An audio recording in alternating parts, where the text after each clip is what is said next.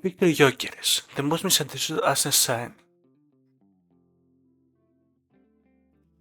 Viktor Gyökeres has become one of the most divisive Arsenal signings in recent memory. Some people see a clunky striker who doesn't pass the eye test. Others see a mentality monster who gives Arsenal something they've lacked for years. So what's the truth? In this video, I'm going to break down what Gyökeres actually offers Arsenal, why his start hasn't exploded statistically yet, and why context, tactical, physical, and developmental matters far more than aesthetics. This isn't a hype piece, and it isn't an agenda hit piece either. It is an honest analysis. Who Viktor Gyökeres really is.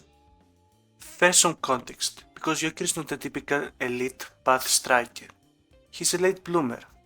At 21, he was playing at Bundesliga 2 level.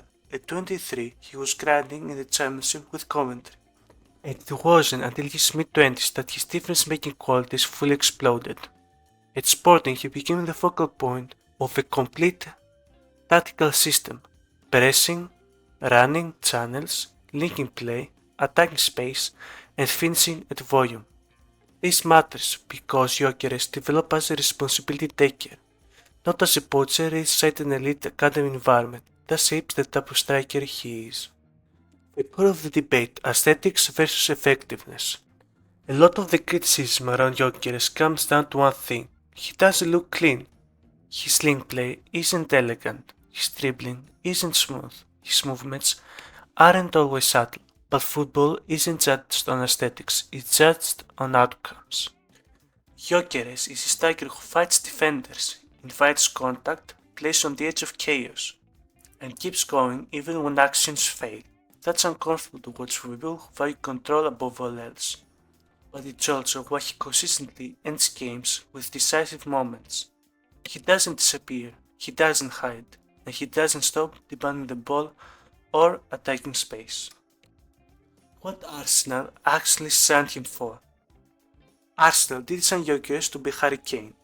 They signed him because they lacked three things: a true transition outlet, a striker who pins center backs, a forward who takes responsibility when structure breaks down. Gyökeres stays high, he stretches the pitch, he occupies defenders even when he doesn't touch the ball. That alone creates space for Saka in 1v1s, Eze between the lines, Rice and Odegaard arriving late. This is something Arsenal did not consistently have before. With Havertz or Jesus, Arsenal often gain control, but lost vertical threat. Gyökeres restores that balance. Why he hasn't scored more yet? Now let's address the elephant in the room. Why he hasn't scored more? It's not finishing ability, mentality, work rate. Those are proven. The real issues are timing, rhythm, and separation. Gyökeres sometimes drives too early in the box, fights defenders instead of shooting quickly, backs into center backs instead of attacking blindside space. These are coachable details. And here's the key people ignore. He missed preseason. Arsenal have had a brutal injury schedule. Arteta has not sustained training time to refine his movement. This is not a finished product yet. Why his profile still makes sense. Gyökeres is not elite physically like Haaland. He's not elite technically like Kane, but he is strong enough, quick enough, technical enough, and mentally he's elite. He plays with volume, he plays with aggression, he plays like someone who believes he will score eventually. Those players tend to win out over time. Think Diego Costa, think late prime Luis Suarez, think strikers who weren't perfect, but were relentless. What success actually looks like for him? Gyökeres does not need to be Arsenal's best player. He needs to average 3 or more shots per game, attack the blind side more consistently, shoot earlier instead of fighting contact. If that happens, the goal will come, not because he becomes something he isn't, but because he sharpens what he already is. Viktor Gyökeres is imperfect. He's clunky at times. He loses duels. He doesn't pass the eye test for everyone. But football isn't won by aesthetics, it's won by players who take responsibility, stretch opponents, and refuse to disappear.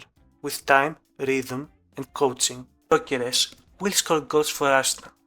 And when he does, this debate will quietly disappear, just like it did with Kai Havertz. Because you don't be the striker who never stops believing. That is my analysis of Viktor Gyökeres. I'll be breaking down more Arsenal players and also Premier League teams like this going forward.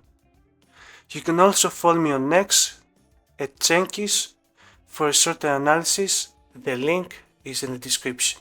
Thanks for watching.